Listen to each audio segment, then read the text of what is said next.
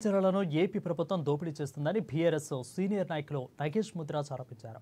ఈ విషయంలో తెలంగాణ ప్రభుత్వం మొద్దు నిద్రపోతుందని మండిపడ్డారు.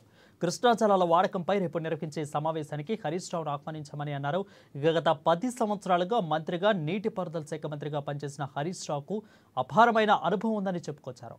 ఆయన అనుభవాన్ని తీసుకుని తెలంగాణలో రైతులకు సాగునీటి కోసం ఎలాంటి ఇబ్బందులు లేకుండా చూడాలని కోరారు. ప్రతినిత్యం ప్రజల్లో ఉంటూ ప్రజా సమస్యలపై పోరాటం చేస్తున్న హరీష్ రావును ఫోన్ ట్యాపింగ్ కేసులో ఇరికించేందుకు పోలీసు ఉన్నతాధికారులు వంశీకృష్ణ అనే వ్యక్తిని ఒత్తిడి చేసినట్లు జైలు నుంచి విడుదలైన వంశీకృష్ణ చెప్పిన మాటలే నిదర్శనమని అన్నారు. ఇక కాంగ్రెస్ ప్రభుత్వం ఎన్నికల ముందు ఇచ్చిన హామీలను 6 గ్యారెంటీలను అమలు చేయాలని ప్రభుత్వంపై ఒత్తిడి తెస్తున్న హరీష్ రావును ఇలాంటి ఇబ్బందులకు గురి చేసిన ప్రజలు ఊరుకోరని హెచ్చరించారు. జులుం జరిగిందో తెలంగాణ ప్రజలు నేను నిన్ననే ఈ విషయం మీద స్పందిద్దాం అనుకున్నా. మా రాష్ట్ర పార్టీ ఆఫీస్లో కొంతమంది నాయకులు మాట్లాడారు.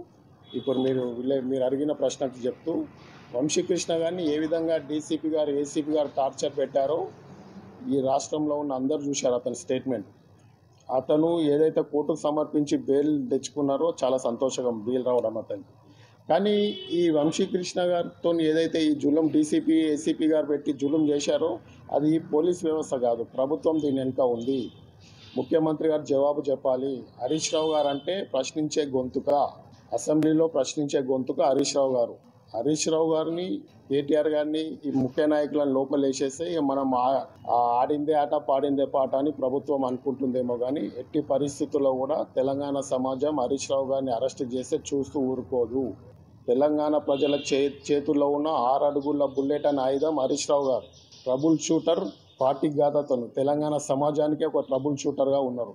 6 గ్యారెంటీలు అమలు చేయడంలో వెనుకంజ వేస్తుంటే ప్రభుత్వాన్ని నిద్రపోనీయకుండా ప్రభుత్వ పథకాలపైన నిత్యం పోరాడే